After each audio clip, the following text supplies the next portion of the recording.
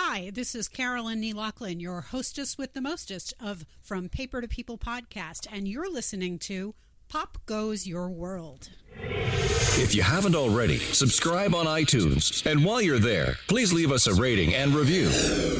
And now it's time for our feature presentation.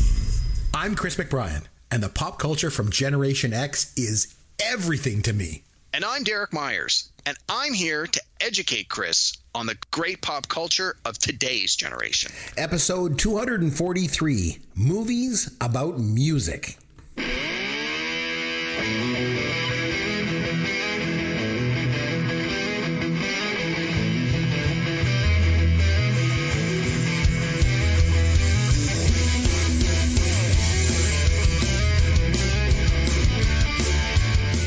I'm Chris McBrien along with Derek Myers, and this is Pop Goes Your World, the pop culture podcast for the generations. Now, this week, we're going to take a look at some of our favorite movies about music. Now, not movie musicals, per se, where people break into song or have a big musical number like Singing in the Rain or Wizard of Oz or something like that.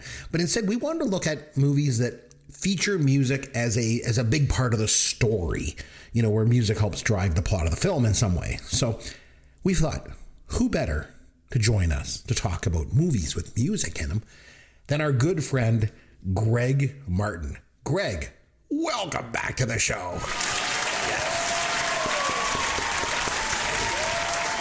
Thank you, Drew. Thank you, guys. Thank you for having me back. It's always a pleasure being on, so greatly appreciate it. Thanks. You're a sort of an ex-radio personality, and music's obviously been a big part of your life, so it seemed natural to have you come back and do this. We're going to put together a top 5 list of our favorite movies about music. But before we get into our lists this week, Derek, you want to kick us off with some pop culture that you can educate me on this week, my friend? Yeah, I got a relatively short list. Hopefully I can keep it to 5 minutes or somewhere thereabouts. Greg, should we put him on the clock? What do you think? Absolutely. You got to hold him to his resolutions, man. You fitting all right around here. Okay, I'm going to start the clock then. Okay, go. All right. So the first one, I watched 2 movies on Netflix this week that were both from 2016, and they were both recommended to me by Netflix as something I might like, and I actually enjoyed both of them. Wow. The first one is called The Take, but it was actually originally called Bastille Day. So depending on where you look it up, you'll see it called both things. It's got Idris Elba and one of the guys who was one of the Stark brothers from Game of Thrones. And it's basically a bomb threat is happening in France on Bastille Day, which is the equivalent of Independence Day in the U.S.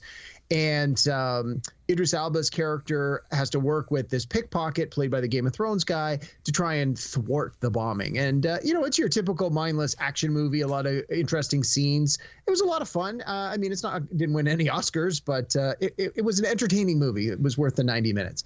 And Thank you. I've never even heard of that before. So thanks. Yeah, but it kept showing up like this is in the top 10 this week on Netflix. I'm like, really? So anyway, another one from 2016, another action movie I'd never heard of. It's called Spectral, and it's marginally a ripoff of the plot of Aliens, where there is a war happening in some Eastern European country. It's supposed to be like Russia or somewhere near Russia. And the U.S. military is in there trying to fight them. And then something happens and all the people they're fighting start dying and all the soldiers start dying. And then they realize it's like these ghostly spectral apparition things. And it basically follows the same beats as the movie Aliens. But it was pretty decent. And by the end, they sort of explain in a way that marginally sort of makes sense what these ghost things are. And again, it didn't have a huge cast, but a lot of people you sort of watch and go, oh, I totally recognize that guy from that thing, but you never remember any of the actual actors' names. But it was a pretty interesting shoot 'em up sci-fi kind of movie. If you liked Aliens, it's again a lot of the same beats. You'll be scratching your head going, this seems kind of familiar. So that was called Spectral. And then on the Rewind channel, I got a chance for the very first time to see the movie Cliffhanger with Sylvester Stallone from 1993. How many times have you seen Cliffhanger, Greg? Once, and that's one too many times. Yeah, I've seen it 0 times, and that's too many. Wow. No, as I've said before, the podcast I like, the Rewatchables, they did an episode of Cliffhanger, and I thought, well, I can't listen to the episode until I see the movie. And the movie happened to come on like 2 days later. I'm like, nice. Perfect timing. So I watched the movie. Again, it's a very typical 90s action movie. A lot of Stallone taking off his shirt for absolutely no reason, just to show off. He's up a mountain. It should be cold. Exactly. The movie takes place like it's all about mountain climbing, yet he's got no hat because you can't mess up his hair. You got to be able to see his face. He's got no shirt. You got to be able to like see his arms and his pecs and stuff. It's so ridiculous. It's so over the top. It's so 90s. It was fun, but yeah, it sort of held up as a 90s thing, but that was about it. And then I had a chance to watch a documentary. For 40 days and 40 nights, he watches documentaries. He likes to learn about the world. It's Derek's Documentaries. Derek's Documentaries. Lay it on us, brother. Hey, just for the record, that eats 15 seconds out of my 5 minutes. The documentary I watched was on Amazon Prime, and it was called Lobster War, the fight over the world's richest fishing grounds. And honestly, I don't know how I even stumbled across this, but essentially there's an island between Maine and Nova Scotia that is disputed as to whether or not it's Canadian or American. And based on the way that the fishing laws work, you can fish a certain amount of miles or kilometers away from the shore of where your country is. So if it's a Canadian island, the Canadians can fish there. And if it's an American island, the Americans can fish there. But since it's disputed, they're like the fishermen are all in each other's business about it. And for many years, it wasn't a big deal. But as global warming has been happening and the temperature of the oceans has risen even just a couple of points, the lobsters have started to migrate north in ridiculous numbers. And suddenly there's literally tens of millions of dollars of lobster that are being pulled out of these waters every year. So when you're talking $10 million or more, people are going to start doing stuff. And so it was an interesting look at how these fishermen and got into it. So hence the term Lobster War. I told my wife I watched a movie called Lobster War, and she's like, did they like clamp at each other? Were they giant mutant lobsters? I'm like, no, it was a documentary. It's about fishermen. She's like, my movie sounds better. Yeah, that sounds like Godzilla versus Mecha Lobster or something. Yeah, exactly. So that was it. I came in under 5 minutes. Woo! Wow, the clock almost started ticking on you there. You got away with one. So Greg, any pop culture you've been into lately? Anything interesting? Yeah, I'm going to go through quickly a couple of things. I watched on Disney Plus here in Canada, and in the States it's on Hulu. It was a while back, but I only recently caught up with it, and that's the Sex Pistols TV show that was just called Pistols, which was 6 episodes long, and it was based on the book by the guitarist Steve Jones called Lonely Boy. Now, Johnny Rotten, a.k.a. Johnny Lydon's his real name, quoted it as being the most disrespectful he had ever had to endure. So with that, I didn't expect any less of an answer from him than that, but I had to watch it. And I got to say, it had its hits and it had its misses as well. And there was more misses than hits on it. The casting was the biggest problem that I had. The gentleman who played Johnny Rotten, it felt more like a British Sheldon Cooper from Big Bang Theory than Johnny Rotten. And that got really annoying after a while. And it didn't hit the mark. I think even if you put the original 4 members of the Sex Pistols on this show, you wouldn't be able to capture what they brought with music, politics, fashion. It just missed the mark for me. Another documentary I watched on Crave TV here was on Rick James called Bitchin'. And I have an obsession with Rick James. Even though I'm a big metal guy, I love Rick James. And so I enjoyed seeing all about the costumes. And of course, nowadays you hear about how Snoop Dogg's big on marijuana and Cypress Hill's big on marijuana. But Rick James was like the original guy that used to have all kinds of songs about marijuana. And so that was quite good. And it was fun to watch him. He had a lot of his problems that at the end stemmed from the fact that he had a war with Prince, that Prince was unaware that he was even in with him, but he had a huge hard time dealing with the fact that Prince used to do better sales and better numbers than him. And it drove him crazy. And of course, at the end, we got to see the infamous Dave Chappelle show where Charlie Murphy tells a story about I'm Rick James, bitch. And that's basically his legacy there. Also, as well, I watched another documentary on Ronnie James Dio called Dreamers Never Die. Now, Ronnie James Dio, if I was to build a Mount Rushmore of heavy metal icons. Ronnie James Dio would be up there with Lemmy from Motorhead, Ozzy, and Rob Halford from Judas Priest.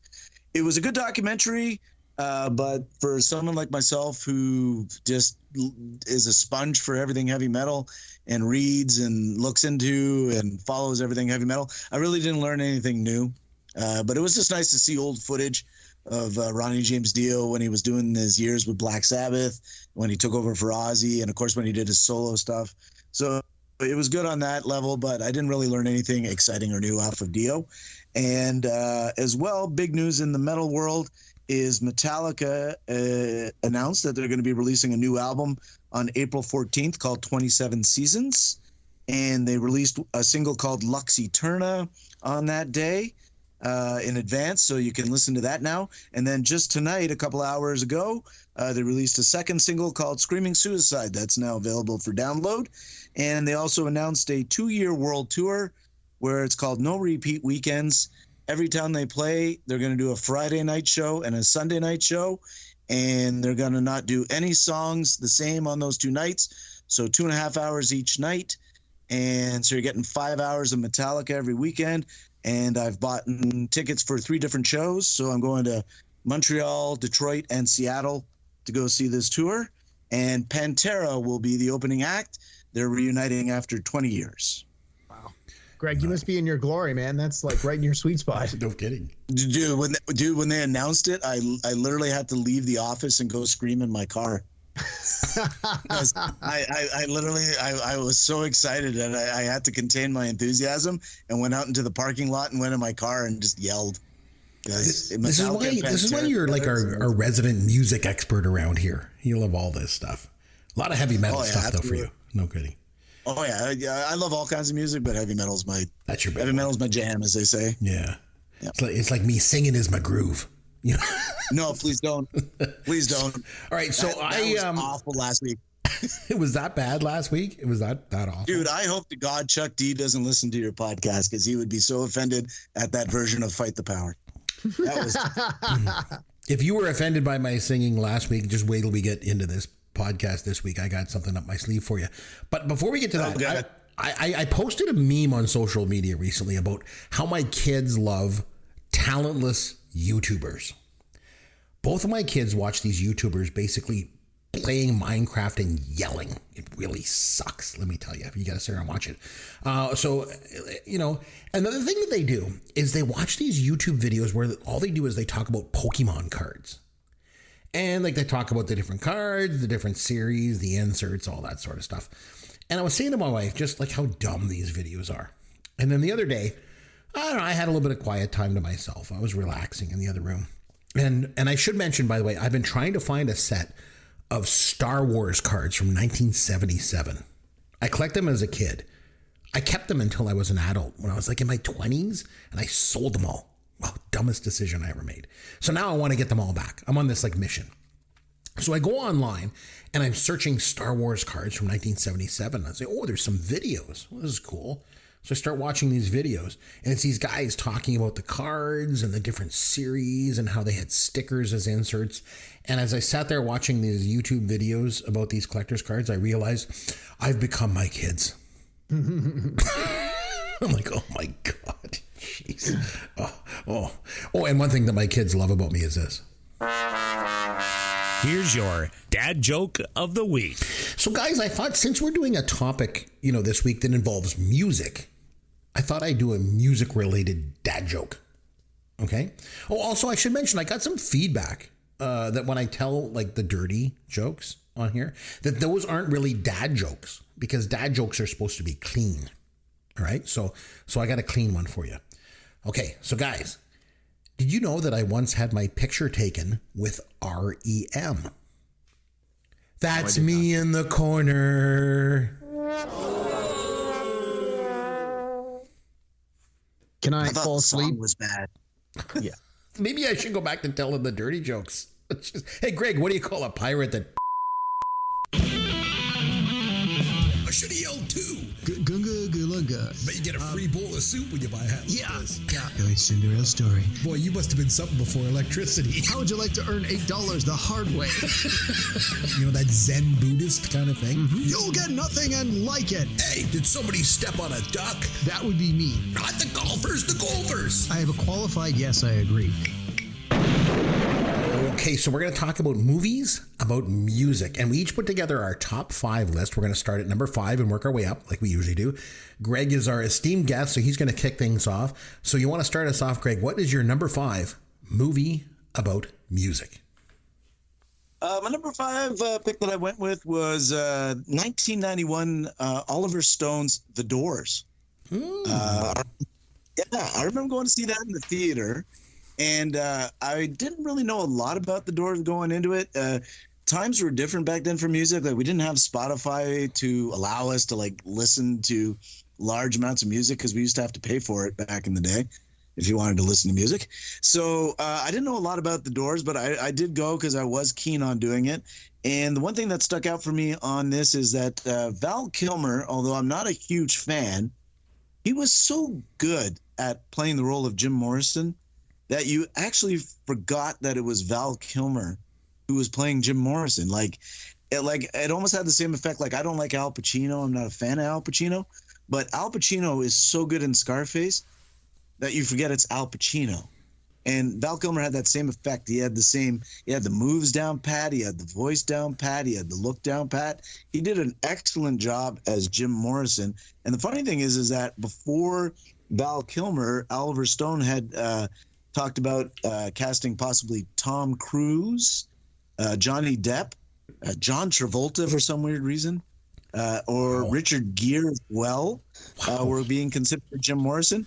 And they actually went to Ian Astbury of the band The Cult and offered him the opportunity to be Jim Morrison, but he declined as well. He would have been good. He would have been good. I actually had the opportunity a number of years ago.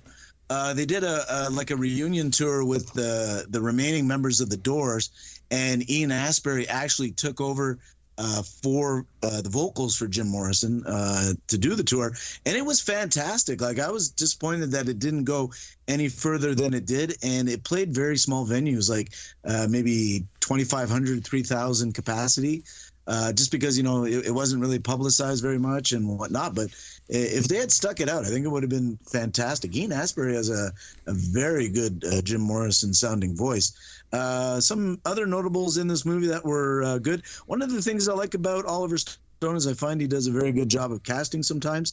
And he did a really good job of casting Kyle MacLachlan of Showgirls and Twin Peaks fame as Ray Manzarek. And there was a young Kevin Dillon who played the drummer John Densmore.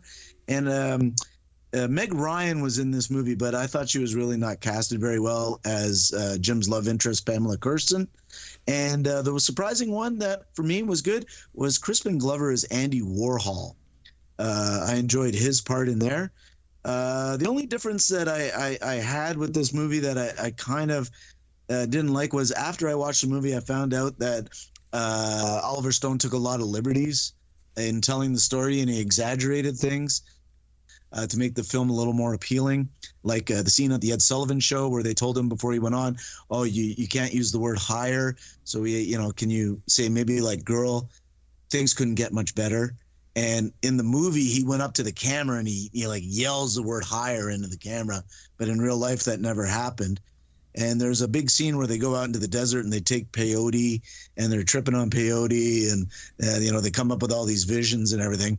But that apparently never happened whatsoever. So it was a little disappointing to find out that, some of the highlights of the movie were, exaggerated or never actually really happened. So, but overall, I love the Doors movie because the soundtrack to the movie opened up to a whole new generation of people that had never heard the Doors before, and it sort of brought them back into popularity. They gave a lot of young people who had never had heard of the Doors or knew very little about them an opportunity to get them to know them a little more. Yeah, I never was really into the Doors, and then I remember when I was in university, a guy that I knew was really into the Doors and would play it all the time. I listened to it, and I was like, they're pretty good. Like, they're very original. They've got a real original style to them. That was a pretty good one. So a great way to kick us off. Number 5, Derek, for you, your number 5 movie about music. What do you got? Well, before I jump into that, I just want to say, Greg, I've never seen The Doors, so maybe I have to give it a shot. Honestly, I'm not a huge fan of their music, but I know the greatest hits and they're not bad, but I may have to give it a shot there based on your reco. So before I get into my list, I just want to say, so we already did, Chris, you and I did an episode not too long ago about musicals. Yes. And we sort of defined the musical, in the very traditional sense of, for no reason whatsoever, people just break out into song. And it usually has nothing to do with the narrative. So there were even a few movies I discussed on that episode that I wanted to include on the list, but I didn't feel they were quote unquote traditional musicals.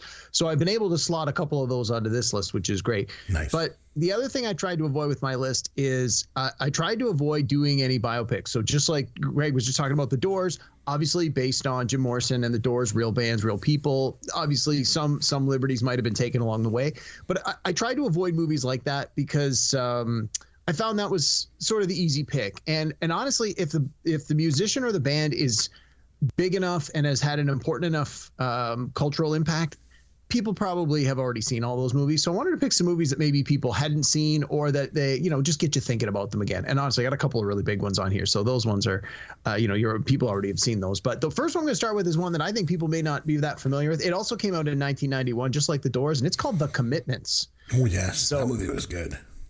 Yeah, so this one, for those who maybe aren't familiar, it's based on a book by author Roddy Doyle, and which was very, very well received.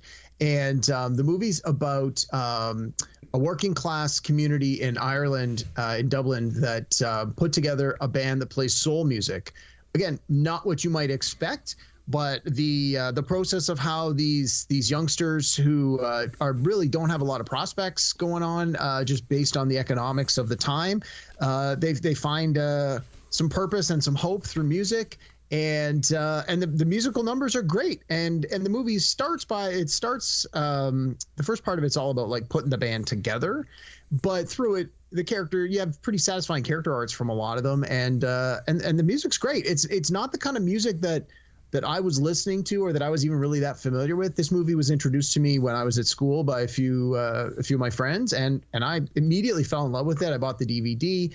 I bought the soundtrack. There's actually 2 soundtracks to The Commitments because it's a movie where the band does a lot of performing, and they actually have a touring band called The Commitments that did all the music for the movie, that actually had a little bit of a career doing some touring. The funny thing is, some of the actual musicians are in the movie, but they are doing different roles in the movie than they do in the band. So like, I think the guy who plays the saxophone in the movie is actually the lead singer when they tour and stuff like that. So there's still those connections, and the band still sounds great. They came through to Windsor or it might have even been through to Detroit when we were at school in the 90s. So I had a chance to see them in person, and they sounded fantastic. But yeah, the movie The Commitments from 1991, no real big stars in it. But if you're interested in soul music, or you just, I would say give it a shot, even if maybe that's not your favorite type of music, or you don't think it's your favorite type of music. They do a lot of traditional songs where you're going to go, oh yeah, I totally know that song. And it's good. They do a great job. The music's numbers are great, and there's a lot of humor in it too. So give that one a look. The Commitments from 1991. And one other thing too was in that movie, some of the cover songs that they did, you could argue were even better than the originals. In the Midnight Hour and Mustang Sally jumped out to me from that movie. Oh yeah, Mustang Sally by The Commitments. That's so a go-to. Good. Yeah, that's what sold me. I was like, my friends basically said, listen to this CD and these songs in particular, and if you dig them, we'll watch the movie. And we did. And then, a year later when they were coming around, someone's like, you want to go see them? I'm like, absolutely. So good. That's a good one. Okay, to the surprise of no one, I'm going to take us back in time. Back to the year 1984. And let me tell you, back in the year 1984, you couldn't talk music without mentioning, prepare for it, breakdancing. So not only is this movie about breakdancing, it's a sequel of a movie that came out earlier in the same year. So you just know they didn't rush this out. They took their time crafting this amazing piece of art. And not only that, it's got one of the greatest titles in motion picture history. Yes, I'm talking about Breakin' 2 Electric Boogaloo. So, for Christmas this past year, I said that I wanted a Breakin' 2 Electric Boogaloo t-shirt. I didn't get one. It'll be back on my list next year, let me tell you. So, Breakin' 2 Electric Boogaloo is about 3 break dancers. Special K, Ozone, and Turbo. And what they're trying to do is stop this developer from putting in a shopping mall where the community center is. And I also love how the movie is called Breakin' 2 Electric Boogaloo because it's named after the guy that plays Turbo. So in real life, his name was Boogaloo Shrimp.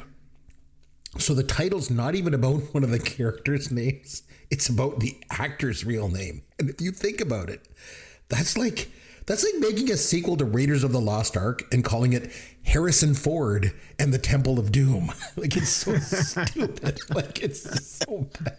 But anyway, if you like the 80s and you like campy, cheesy stuff as much as I do, you will appreciate this mess that is Breakin' 2 Electric Boogaloo. And besides, you know what?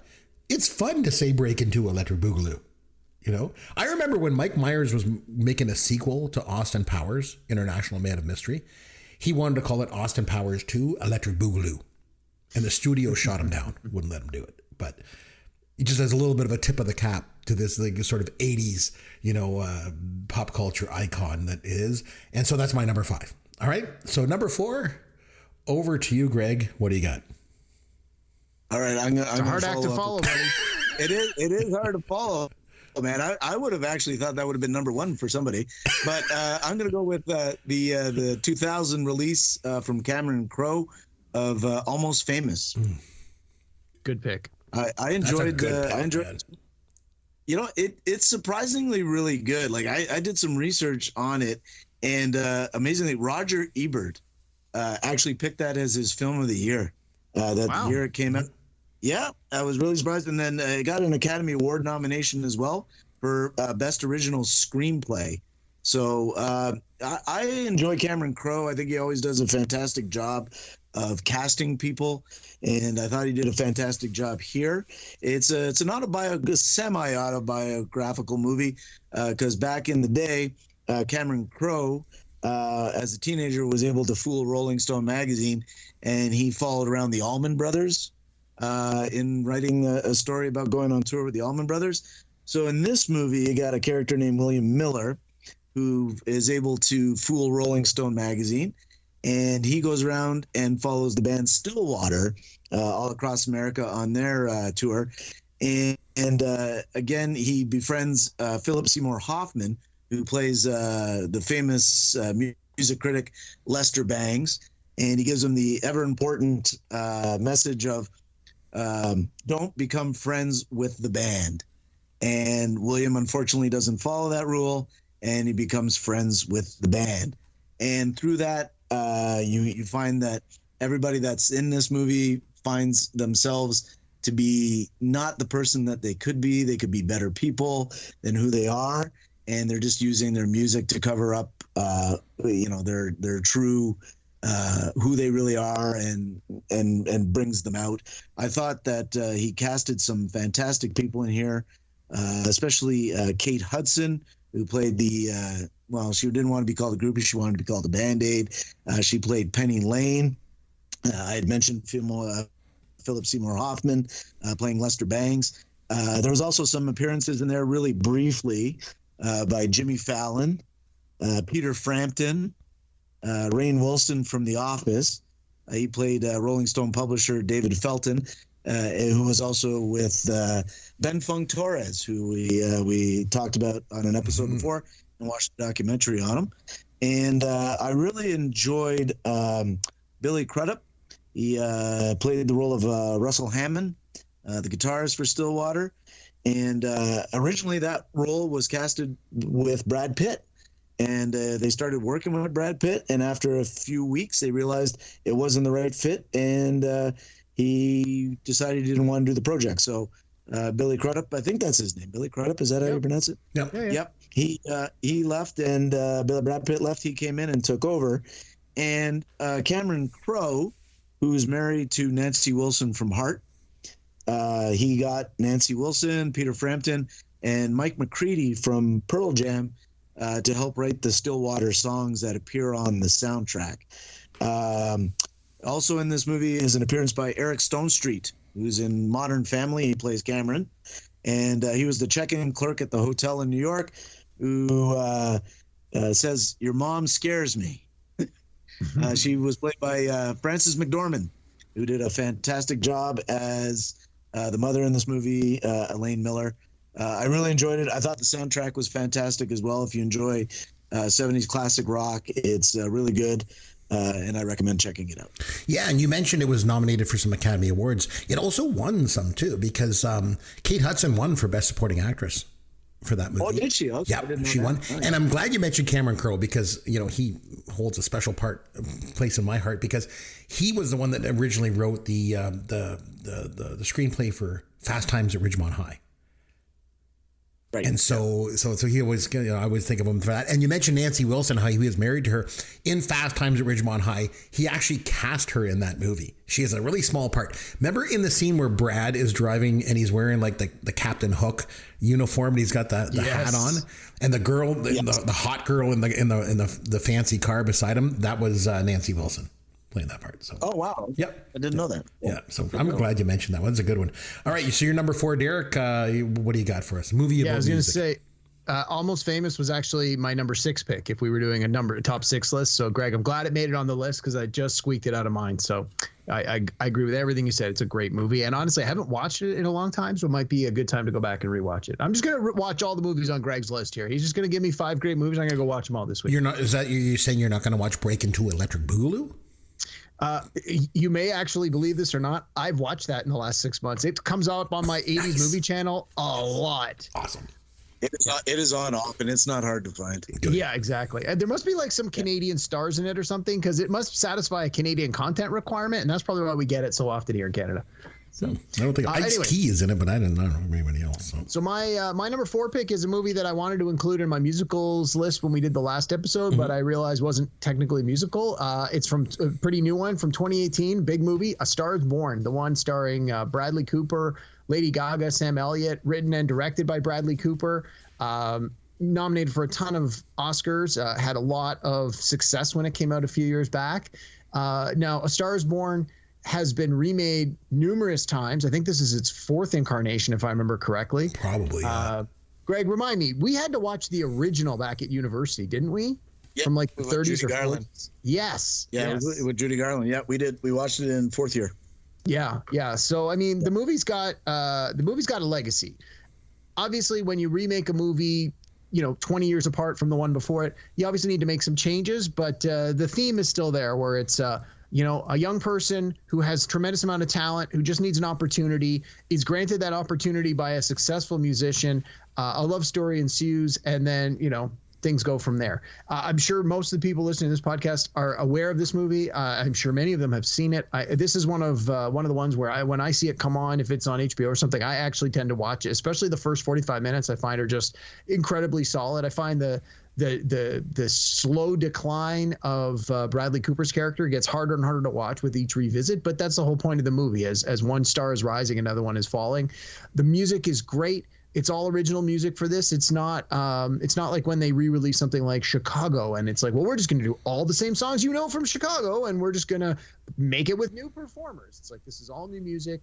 I believe Lady Gaga probably wrote most, if not all of the music. She certainly sings most of the music in this thing, but Bradley Cooper actually does a lot of the singing himself in this one as well. And it's always nice when you have the performers actually singing their own songs. I think that was one of the big, I don't want to say failings about the Queen movie, but no one's going to sound like Freddie Mercury. So you kind of have to put his voice over top of whoever's performing it. Whereas in a movie like this, the performer, you cast musicians and that way it sounds great. And so this one, again, we predetermined not a musical, but definitely a movie about music and sort of thematically similar to the one I just talked about, where it's sort of getting the band together. It's all about the rising star of performers who have a substantial amount of talent and finding their talent, finding their confidence, hitting their stride.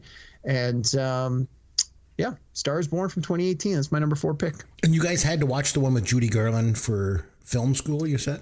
Yeah, Greg and I took a lot of communications classes together at university, and many of them we had to do like critical examinations of film. And I think that was the same one where we watched the original Scarface as well, and Blade Runner and some Bergman films. Like we watched a lot of eclectic things. Nice, because that Judy Garland one wasn't even the first one. There was one before it in 1937 that came out, and then one came out in the 1970s with Barbara Streisand. I remember that too. So and Chris Christopherson. That one had the gender reversal where she was famous and he was the up and comer, right? Yeah, it's like, again, you're gonna remake it, you got to put your own spin on it. So I think I've seen all the versions of this movie. Okay, there you go. Okay, so my number 4, I'm going again. I'm pulling out some weird ones for you. I'm going back to 1978 with a movie called Thank God It's Friday. Okay. So let me set this up. Derek, I've mentioned before, my family moved to Maracaibo, Venezuela when I was 9 years old. And we lived there for a year with no English language TV, no English language movie theaters. We had this early prototype VCR and like a handful of movies. We had Piranha, Jaws 2, Smokey and the Bandit, A Man Called Horse, and Thank God It's Friday. That's all I had to watch was these 5 movies. So I just watched them over and over and over again. So Thank God It's Friday has always had a special place in my heart as a result of this. Now, if Breakin' 2 Electric Boogaloo was all about a music fad in the 80s, breakdancing, Thank God It's Friday is all about a music fad from the 70s. Guess what? Disco. So It's about a bunch of different people who all go to this big disco club on a Friday night. And all the things that kind of go on and happen to them. But it's got a bunch of actors in it who actually went on to other things. There's Jeff Goldblum was in it, and Donna Summer, and Deborah Winger, and Terry Nunn. I don't know if you remember her, but she was actually a finalist for the part of Princess Leia. And then she went on to become the lead singer for the band Berlin. Remember that You Take My Breath Away? That's on? Take My Breath Away, Berlin, yeah. So this movie's probably best known for the song Last Dance by Donna Summer, which not only was this massive, huge hit back then, but it actually won the Academy Award for Best Original Song from 1978 from this movie. It beat out Hopelessly Devoted to You from Grease. So, I mean, this song was big. But I got to tell you, like when I was 9 years old, I watched this movie over and over and over again because I didn't have much choice, obviously. But admittedly, it's not a very good movie, but it's always had a very, very special place in my heart. So I'm going to go with Thank God It's Friday as my number 4. So, all right, that's my number 3. Greg, what have you got? Well, I was originally going to go with the NWA biopic rap movie Straight Outta Compton, but my girlfriend talked me out of it, and she said, "No, you got to do something that more people will appreciate." And I love this movie. You got to talk about it. So for number 3, I went with 8 Mile, with Eminem. Nice. And I sang a song from that movie last week. Yeah, please. I don't know if we call that singing. We don't need to hear it again, man. We're fine. Thank you. No problem. Yes. But one of the reasons I enjoyed this movie was, as Derek had been mentioning, him and I went to the University of Windsor back in the early 90s, mid-90s. And Windsor's not far from Detroit. For those of you that aren't sure geographically, it's literally a 5-minute drive from the University of Windsor to downtown Detroit. And while I was there, I used to go to. Man, you almost grew up on 8 Mile. Yeah, well, literally, there were a few times I had to cross 8 Mile to get to the State Theater to go see concerts. So yeah, it wasn't too far. But while we were there, like we were at a time where the Detroit music scene was getting ready to take off. On any given night, you could go see a show, and they'd always put local bands on there. And the local bands at the time that were going on there was the Insane Clown Posse, Kid Rock, the White Stripes were just starting to take off when we were graduating. And I still remember the first time I got to see Eminem. I was working at the radio station, and they asked me to go hand out flyers at a Wu-Tang Clan concert, and Eminem happened to be one of the opening bands for the Wu-Tang Clan. And again, I was like absolutely floored that you had this white kid at a Wu-Tang Clan show, and everybody there loved him, and he went off, and he was that good, and he was really impressive. But back to the movie. So basically, Eminem plays Jimmy Smith, who goes by the nickname Rabbit, and he's trying to make it into the world of hip hop. That's predominantly African Americans, and he is trying to be accepted as a white rapper while also battling self-confidence and stage fright. It actually did respectable at the box office. It did $242.9 million worldwide. Wow. And it was also an Academy Award winner for the version of Lose Yourself, the original version, not the 2023 Chris McBride version, but the original version in 2003. It won that. And it also had some notable performances by Kim Basinger, who played Eminem's mother. The late Brittany Murphy was in this movie, and she played his love interest, Alex. Anthony Mackie, who's in the Marvel Universe as the Falcon. He played Papa Doc. And the character of Greg, who was Kim Basinger's abusive alcoholic boyfriend, was played by Mike Shannon, who was in The Shape of Water. I think he was nominated for his role in the movie The Shape of Water. And originally they wanted Quentin Tarantino to direct this movie, but he just really didn't think it was his style to do. And the character of Eminem's little quirky, kind of weird friend, Cheddar Bob, they had approached Seth Rogen to be playing the role of Cheddar Bob, and but that didn't pan out. But again, it was a good movie in the sense that even if you're not into hip hop, you can still enjoy this movie. You don't have to be a hip hop fan to enjoy the movie. And I actually thought it went to show that Eminem could actually, do acting as well as hip hop. He was really good in this. Normally I find sometimes when real musicians try to act, it doesn't work, but he pulled it off. As a rapper myself. Sure, I thought it was yeah, okay, sure. Yep. Good pick. You mean gift wrapping, right, Chris? Like at Christmas time? Yeah, exactly. Yeah. Derek, what's your number 3?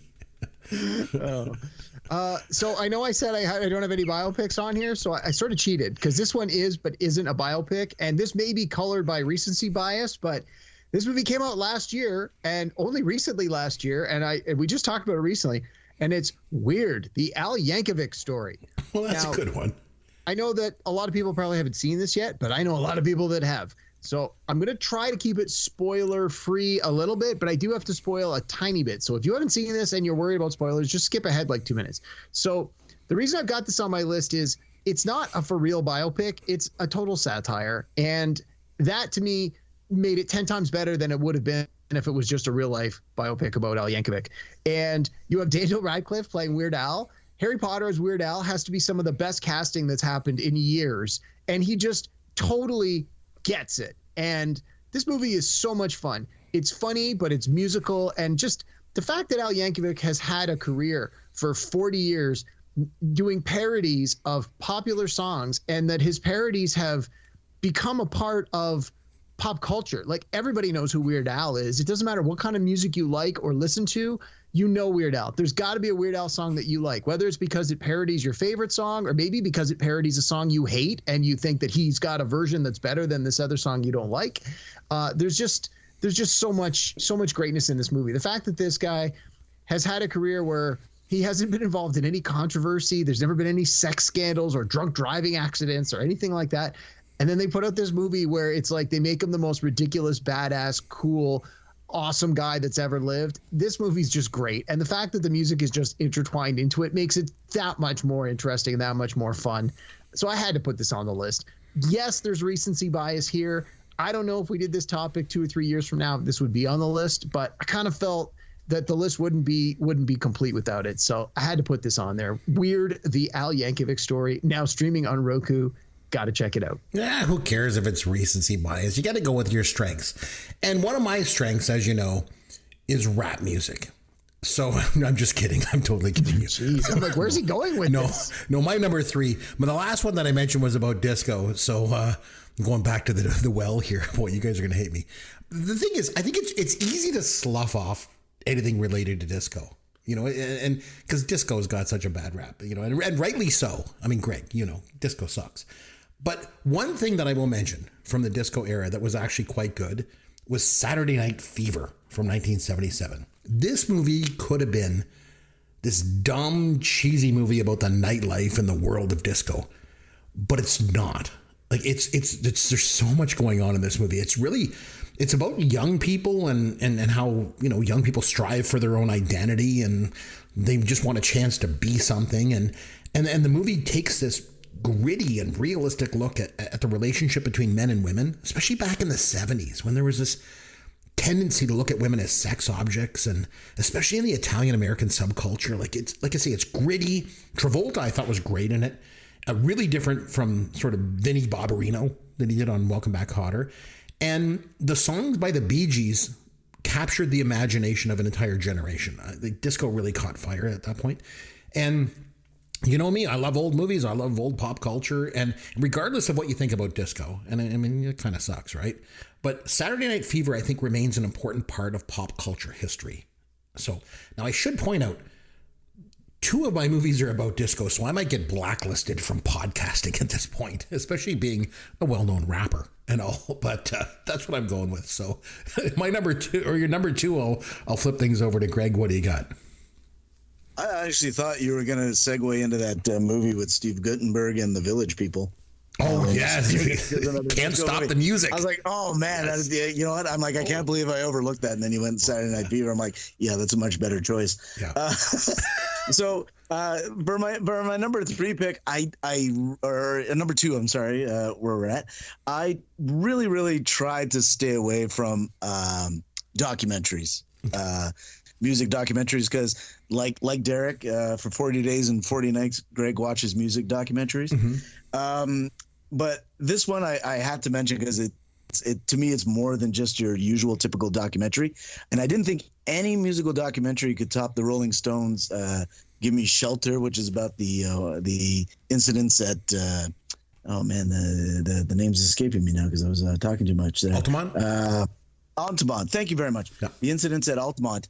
And that documentary was fantastic. But then I had an opportunity to go to a documentary film festival here in Toronto back in 2004. And I got to see Metallica's Some Kind of Monster, which is directed by Joe Bellinger and Bruce Sinofsky, who did another documentary called Paradise Lost, which is about the story about the West Memphis 3. And the band really enjoyed that documentary, and they brought them on to do a thing where they were going to film them recording their new album and turn it into a late night infomercial to try and, do publicity for the new album coming out. And before you knew it, it turned into a whole thing where while they were filming this documentary, well, not this documentary, this promo video for late night TV, the whole incident with Napster came up where they were suing fans for downloading their music. The bassist in the band, Jason Newsted, he quit the band, and the lead singer, James Hetfield, he decided he had enough and he wanted to go into rehab. And all before that happened, there was a Playboy magazine article that came out in November of 2000 where they interviewed the band, and each band member did their own individual interview, and every band member had nothing nice to say about the other band members and the direction the band was going. So the band was in true turmoil, and it was literally almost over. Like, we almost did not have any more Metallica after that. And so you're watching this documentary, and they bring in a therapist that went under the title of performance enhancement coach, Phil Talley. And they were paying him $40,000 a month to work with the band as a therapist to try and get them to back onto the same page and work together as a unit. And it turned out that he kind of got way too involved in it, where he was starting to try and contribute lyrics to songs. And he was moving his family out to California so that it could be closer to the band and things like that. And so it turned into watching the band basically fall apart and almost call it a day, to basically getting back on the same page, recording what is probably their worst album ever. And then, but the fans stuck with them. The fans stuck by their side. And you had weird things going on, like the lead singer, James Hetfield. When he came out of rehab, he was only allowed to work 4 hours a day in the afternoons. And you weren't allowed to work on the album anytime he wasn't there. So the album took forever to come out because they could only work on it for 4 hours a day. And there was a scene in there where Lars Ulrich, the drummer, he sold off all his art that he collected over the years for $13.4 million. And so, yeah, and the band actually didn't want to show that scene because they thought it just showed the excess greed. And he fought for it to stay in there. And as well, when they signed their new bassist, just for signing, they gave him $1 million right off the bat. Here's a check for $1 million. Thanks for joining the band. So it went to show, I find that it peeled back the curtain on Metallica, and it showed them for being more than just a band. They literally are a corporation. Like it's so big, it's bigger than the music, it's bigger than the band. And this documentary just goes to show you that how much time and effort and stress and everything that goes into making an album just to make us fans happy, with the levels they have to go to for it. And I enjoyed it. I thought it was great. You don't really have to be a Metallica fan to enjoy the movie, but it does help. I think being the big heavy metal fan that you are, no big surprises with your pick. You know, unlike myself, you know, being the rapper that I am, bringing out all these disco songs, you know, is a little bit, you know, unlike me, but that doesn't surprise me at all. That's a pretty good pick. So what's your number 2, Derek? What do you got? So Greg just talked about a documentary featuring arguably one of the best metal bands ever. I'm going to talk about a movie that features arguably one of the best popular bands ever, and that's the Beatles. And the movie is Yesterday from 2019. So this is directed by Danny Boyle, and it stars Hamish Patel. It's got guest appearances by Ed Sheeran and Kate McKinnon, and it's a pretty light movie. The premise is basically this young musician who's trying to start out, is not having much luck, and he's ready to give up. And then he has a bicycle accident, and when he wakes up, the world has never heard of the Beatles, yet he still remembers all the Beatles songs and all the words to all the Beatles songs. And because he's a musician, he decides to take advantage of this fact, and he starts releasing all of the Beatles songs today as if he had written them, because why wouldn't you? Nobody else has heard the Beatles before. And, you know, it really, part of the point, part of the fun of the movie is that although the Beatles released all their songs in the 60s, so much of the music is so universal and stands the test of time. And the subject matter is so, non-controversial and so relevant to so many people that it still works today. Some of the songs, like the topics just seem so innocent on their face value. The tunes are familiar. Well, I mean, if you've never heard them before, they're not familiar, but they're it really builds a new appreciation for the Beatles music. And they wrap it around this sort of fantastic premise. The ending of the movie fell a little flat for me, unfortunately, but the ride getting there was pretty good. I like this movie. It's been on reruns recently on TV. I've had a chance to watch it again in the last couple of months. And this is another one where they could have very easily just dubbed over the actual Beatles songs, but the performer in the movie actually does the vocals, and he does a pretty damn good job. And it's a fun movie, and it's a good excuse to hear some more Beatles songs. So I had to put it on the list again. Maybe a little recency bias, just because it's been on cable so much lately. But it's a staple for me. I really enjoy this one. And if any list we're going to put together, movies about music, I think this one has to be on there. If for no other reason, then you get a great Beatles soundtrack out of it. So from 2019, Yesterday. Nice. Okay, so for my number 2, I'm going back to the 80s. No big shocker there. I'm going back to 1984 with Footloose. So I saw this movie in the movie theater back when I was 14 years old, and I loved it then. I still love this movie. They did a remake a while back. I didn't see it. I'm sure it sucked. The original, though, is just so good. I love how it's not a musical, but music is at the core of this film, obviously. all of the best scenes in this movie feature music in some way. I love when Chris Penn is learning how to dance. I just love that scene. It's so good. I think the cast in this movie is great. Kevin Bacon and Laurie Singer and Chris Penn, obviously. Sarah Jessica Parker. Even the parents, John Lithgow and Diane Wiest, they're just amazing. Even the actors who play like the people in town, you know, at the town hall meetings and stuff. So good. And the music in this movie, it's used in small ways too. Like there's a scene when Ren's driving around town and he's listening to Metal Health by Quiet Riot, and the cops pull him over. This movie's got music, there's dancing, there's an original story. It's got a great cast. I can watch it over and over and over again, and I have. So that's my number 2. So Greg, what's your number 1 movie about music? My number 1 movie about music, and I don't think there's going to be any movie that comes along ever for the rest of days that will ever top 1984's This Is Spinal Tap. Yes. I absolutely, yes, I love this movie. There are very few movies that I can quote word for word, line for line, and it is fantastic. And the DVD is only better because it comes with commentary, and the commentary is the actors, but they're in the role of the band. And my God, the commentary on the DVD is hilarious. This movie is fantastic. It's actually recognized by the Library of Congress in 2002 for being culturally, historically significant, and it was selected by the National Film Registry for preservation. That's how good it is. And the amazing part of it is that this movie, they basically said, you know what, here's the premise of the movie, and they improvised the lines. There was no script. They just improvised for hours and hours and hours, and they went through the footage, and they just found the funniest stuff. And to this day, I don't think there's probably a week that goes by where I don't make one Spinal Tap reference.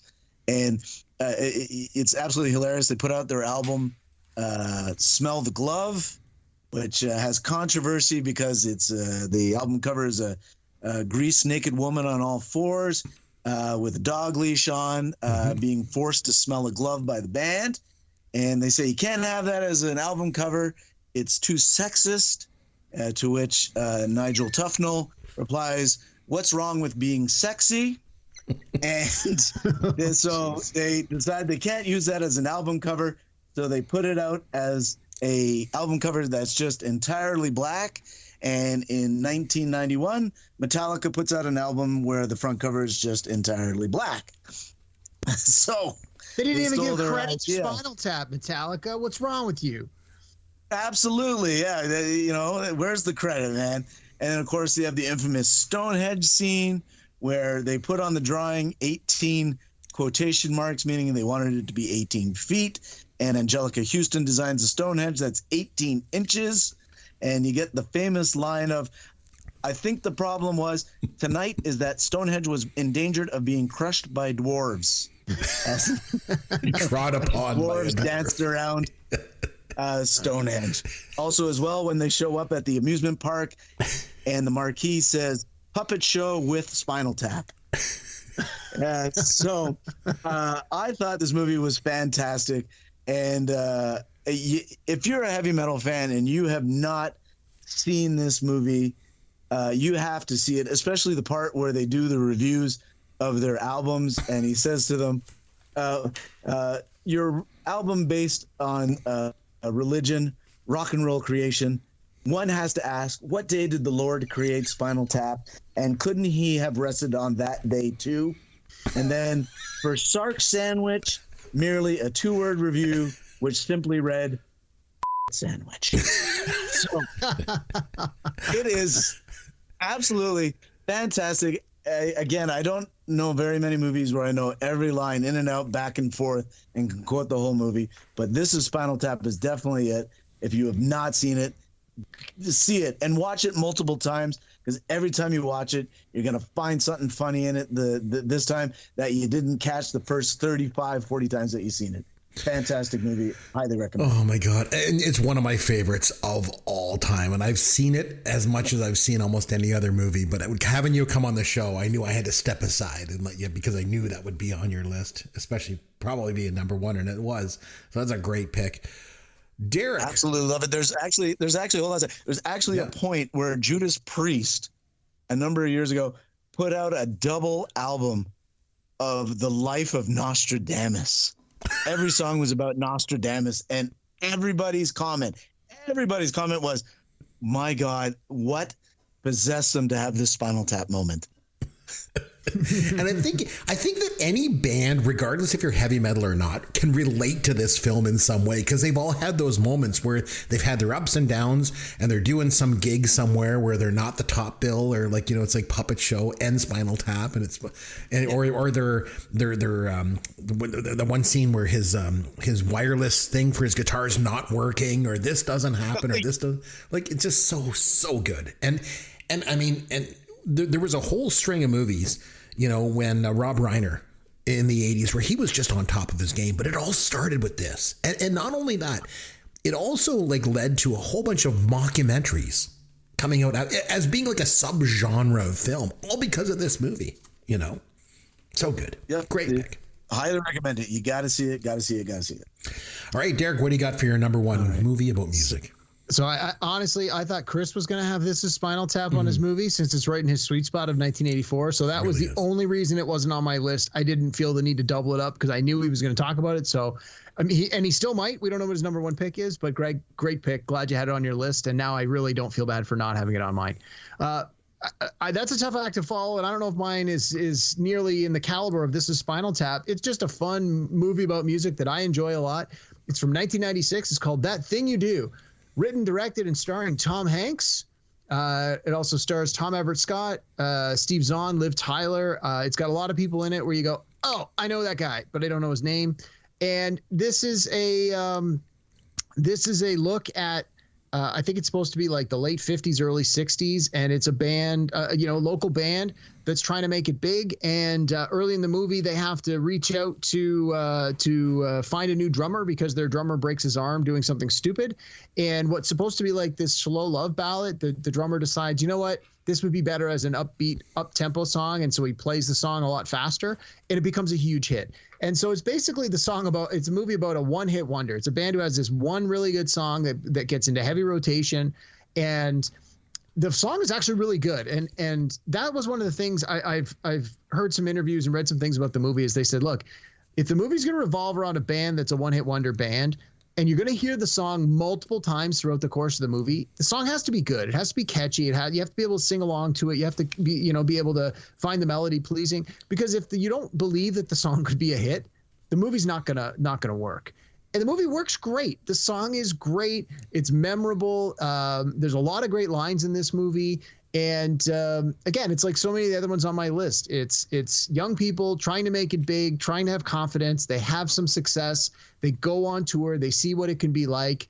And ultimately, it's the same story as so many real life musical stories where some people in the band start to think, well, I'm the reason this band is magical and I'm better than everybody else, so I'm going to do my own thing. You have other people who are like, I'm here just because I'm having a good time, but as soon as something better comes along, I'm going to go. Like one guy joins the army and one guy goes back to run, his dad working his dad's hardware store. It's just an interesting look at a different time, right? Because it takes place 50, 60 years ago, and things were it was a different time in America, and the music scene was different. And, it's one of these movies that you want to sort of go, well, it's good, clean, and wholesome. I mean, it's maybe not that good, clean, and wholesome, but that's the era they're trying to depict. And Tom Hanks, you're familiar with the kind of work he did in the 80s, 90s, and 2000s. Like this was his directorial debut, and the company that the band signs with in the course of the movie is called Playtone Records, and Tom Hanks actually named his movie production company Playtone. So like to this day, movies that he does are produced by Playtone. So a little bit of a wink there. This is one of those ones, when it comes on, I watch it. When I know that they're coming up to one of the numbers where they're going to have a chance to do the song again, I watch it, and every time I watch this movie, I start singing and humming the song for days on end. It's definitely not Metallica. It's definitely not Spinal Tap. It's definitely not the Beatles. It's like that sort of 50s, 60s sort of bubblegum pop kind of sound, and it puts you in a happy mood every time you hear it. So That Thing You Do is my number one pick. Oh, all right. So my number one, Derek, I was going to go with the Blues Brothers from 1980. And then you and I got talking and you're like, you can't use that one because you use that on your musicals one. Because there's that one scene in the diner where they break into song. So it's almost like a musical. So I included it as a musical. And I still was like, oh, I think I should include this. It's one of my favorite movies of all time. Like, I just love that movie so much. And like just last night, you texted me and you were like, hey, the Blues Brothers is on TV. So I watched the Blues Brothers last night. So did I, man, start to finish. But you're right. I used it there on our musical, show. So I really can't dip into the well, twice on this one. So I had to do some thinking, and I thought, there's one movie that's very personal to me, and it's about music. And I mean, I know, Derek, you're not a huge Beatles fan, but I always was. I love the Beatles. And back in 1976, Saturday Night Live was becoming a big thing, and it was making stars out of the people that were on it and stuff. And it was becoming so big that Lorne Michaels at the time, he had a pretty big ego, and he thought, okay, our show is so big that we can get the Beatles to reunite and come and play on Saturday Night Live. But, they just couldn't get it to happen. They tried and tried and tried, and it just didn't happen. So what they did instead was they played this videotape on a show in 1976 on Saturday Night Live. And it was not from the Beatles, but from the Ruttles. Oh. And it was this like spoof of the Beatles. And it was so good and such a hit with the audience that they actually went ahead and made a full feature-length movie. And it's like a mockumentary, before Spinal Tap and stuff. This came out in 1978, and it's called The Ruttles. I absolutely love this movie. And it features Eric Idle, Neil Innes, Ricky Fataar, and John Halsey as Ron, Nasty, Stig, and Barry. And they're basically this group, like the Beatles, called the Ruttles. But the thing is, not just being like a spoof of the Beatles, it was so good on its own merit that the songs that they did, and Neil Innes pretty much did all the songs himself. He wrote all the songs and did a lot of the performance. He was kind of like the John Lennon character in it. So these songs are so good. They stand up on their own. I still have a CD of the Ruttles in my car, and I listen to it on a regular basis. And I would encourage you, if you can find it out there somewhere, it's really hard to find, I think, on the streaming services and stuff, but it is so good. There's a documentary that came out in 1982 called The Complete Beatles, and it really tells the story of the Beatles. And if you watch that, and then you watch the Ruttles, which came out before it, the Ruttles is almost a shot-for-shot remake of that movie. It's like a documentary of the Beatles, but they're called the Ruttles, and all the things that they go through and stuff. This movie is absolutely fantastic. And because it had its sort of genesis in Saturday Night Live, a lot of the Saturday Night Live cast members from the original cast appear in the movie. John Belushi's in it, Gilda Radner's in it, Dan Aykroyd's in it. And not only that, they were able to get like famous musicians to come in, like Paul Simon is in it, and Mick Jagger makes an appearance, and they're all talking about, I was in, I started the Rolling Stones, but the Ruttles were the band that we were all inspired by, and it was just so good. And so I don't know if either of you have ever seen it. Derek, have you ever seen the Ruttles or even heard of it? I've never even heard of it. No, I'm just looking it up now. I was like, wow, I've never seen this or heard of this. Greg? I saw it on Much Music back in the day. Much Music used to play movies all the time. It is back in the late 80s. So anybody, you're listening to this, you never heard of it or whatever, just go and look it up. The Ruttles, it is absolutely phenomenal. And it's always been a personal favorite of mine. And then I remember, years later, went by and I met my wife and we got married, and then I got to know some of her family, and there was members of her family that just loved the Beatles. And then I mentioned one day about the Ruttles, and they're like, oh my God, we love the Ruttles. Like, they love the Ruttles almost as much as the Beatles. And I was like, oh, see, I'm not the only one. So there's other people. But that's my number one movie about music, the Ruttles. So I went a little bit of a different way on you, Derek. You thought I was going to go with the Blues Brothers, but I really like the Ruttles a lot. So there we go. We did it. We broke down our top five. That was a pretty interesting list. Yeah, I think we all brought something a little bit different, which is exactly what we were trying to do. So what do you say now we have some Fun with Caveman.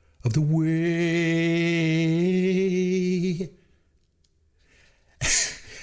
And I. Oh, boy, I'm gonna let you get to that high note, man. We'll always love you. I always love you. Dude, there are dogs in my neighborhood howling right now. That's isn't that from The Bodyguard? It is. You must have been cold there in my shadow to never have sunlight on your face. You were content to let me shine. Did you ever know that you're my hero, Greg? And everything I'd like to be. I can fly higher than an eagle, for you are the wind beneath my wings. You know, I didn't think it could get any worse than when Krusty the Clown sang that to Sideshow Mel. Yeah, that's that from that movie Beaches with Bette Midler, right? Yes, it was. Oh, man. And we can build this dream together, standing strong forever. Nothing's gonna stop us now. And if this world runs out of lovers, we still got each other. Nothing's gonna stop us now. Oh, whatever's gonna make this stop. Mannequin. Oh, yes. First they were Jefferson Airplane, then they were Jefferson Starship, and then they were Starship Jefferson, and then finally they were just Starship.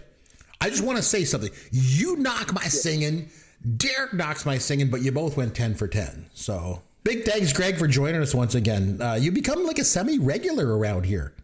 Anytime, guys. I love being on it. So I feel like you bring a little bit of class to the joint. You know, something we really, really need, especially with me doing all this crazy stuff. So, well, and he certainly does a lot more homework than we do. He talked about his movies like a university professor would talk about, you know, this film is art because. Mine was all like, I think the songs sound nice. His was like, this is some of the background trivia. It's like, Greg, you're making us look bad, man. Next time you come on, be less prepared. and then it comes over to me, and I'm like, nothing's going to stop us now. Yeah. Come on for a movie review of a movie you haven't watched. So, Derek, you and I were talking. We thought it might be cool to take a look back at some movies celebrating anniversaries this year in this, you know, in our 8th season. And a 50th anniversary is a pretty big deal. It's the golden anniversary, Derek. Unless you're R. Kelly, then of course it's anniversary, but we won't get into that. I'm going to hell. But anyway, so Derek, you and I thought it would be cool if we took a look back and picked a film celebrating its 50th anniversary. So you want me to go first? Yes. Why don't you pick something? We'll do a trade-off. You pick something celebrating its 50th, then I'll pick something celebrating its 50th. Oh, and I suspect if it's something big enough for us to watch 50 years later, it's probably a classic that many of our viewers or listeners have probably already seen before. But hey, you never know. Maybe it'll give them an excuse to dig up something that is a capital C classic that has stood the test of time. But yeah, what do you got for me? So it's funny. I thought you were going to say I pick a movie from a 50th anniversary, and then you're going to sing for us next week. But I guess that's not going to happen, right? Probably not. Okay. So yeah, 50th anniversary takes us back to 1973. It's pretty old. And you know, when I look at that year, there were some strong candidates. There was Shaft in Africa, The Cheerleaders. I mean, there were some good movies in that year. But I know you're not a big horror movie fan, but I think one of the most iconic films to come out of that year was The Exorcist. I think we should go back and watch The Exorcist and review it. What do you think? All right. I have seen it, but I haven't seen it since I worked at Blockbuster in the late 90s. So I don't want to say it'll be like coming to it brand new, but I'm sure that there will be a large portions of that movie that will be unfamiliar to me. All right. So we're going to watch The Exorcist. We're going to come back and we're going to review it. 50-year anniversary of the film. Hard to believe. I promise that I will not sing next week. So there's that to look forward to. So I'm sure people will come back. So until next week, this is Chris McBrien on behalf of myself and Derek Myers saying, thanks for listening to Pop Goes Your World, the pop culture podcast for the generations.